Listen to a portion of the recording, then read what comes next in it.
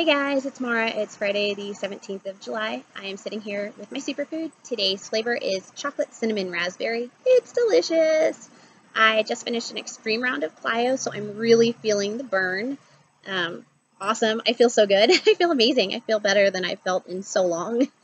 One of the things I wanted to quickly address today are the nature of the relationships that we have in our life. The fact is, if we keep positive people in our lives, we are going to, in turn, become more positive. So one of the things in my own personal life that I've noticed as I'm working on my personal development and bettering my character is that I've had a lot of negative Nancys in my life. We look around, my fellow coaches, my teammates can attest to this.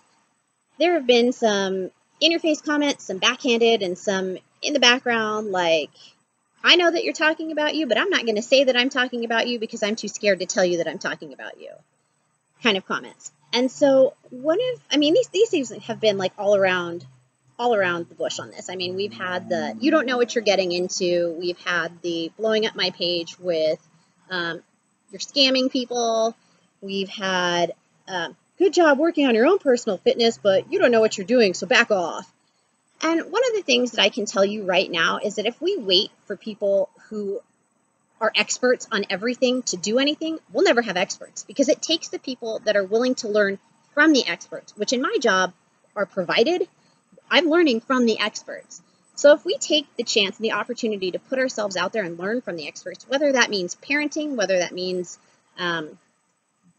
banking, whatever it is that you want to do, being a fitness instructor, it doesn't matter, being a teacher.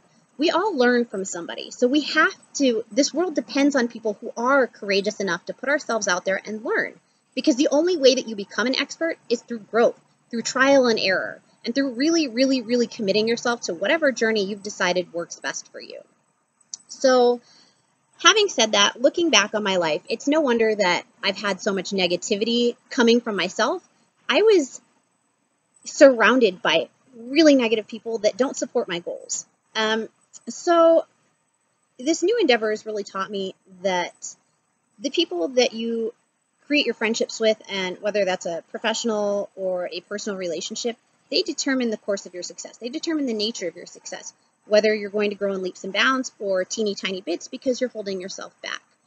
I know for years I never bothered to really engage in my own likes and dislikes because secretly in the back of my head, I knew, although, it wasn't at the forefront of my mind, I knew that there were so many people out there who were just going to give me shit. And that's not a way to live. I'm fortunate that in my professional life, I am surrounded by so many supportive people. It doesn't matter if my goal is to, buy a bigger home, move to Oregon, go see Alaska. It really doesn't matter what my goals are, to do 10 more squats. These people, my friends, my fellow coaches, my teammates, they come out in droves and say, hey girl, you got this. Hey, looking awesome today. Hey, you're improving, and they lend me tips, they give me advice, they give me constructive criticism, which is what we all need to learn. So I think if we all were to step back and take a look at our lives, and even if you just put on your Facebook page, if you just try an exercise where you think of something that you think you might someday want to do. Say you're an investment banker and you want to go and be a nanny or a nurse or whatever the hell you want to do. If you were to write that on your Facebook status right now, or work for a company that maybe other people don't know much about, what would your friends say? Would they all say, go get them? Or would you have people in your life that are like, aren't you making enough money now? Well, don't you want a real job? I think if you look at that and you find that you have those people in your life, those are the types of people that it's okay to love them and leave them. In fact, it's imperative for your emotional, physical, and financial well-being and your growth to let them go. So I think, the end, what I'd like you to take away from this is take a look at your surroundings. Take a look at the relationships that you have fostered and ask yourself if that's good enough. If these people are going to help you go all the way. And if you, because you're surrounded by them, love them enough and care them enough and have the drive enough to help them succeed in their goals.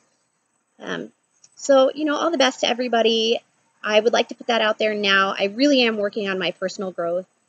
If there's something that makes you uncomfortable about my career or my life or the drive that I have, that's something you should ideally address personally.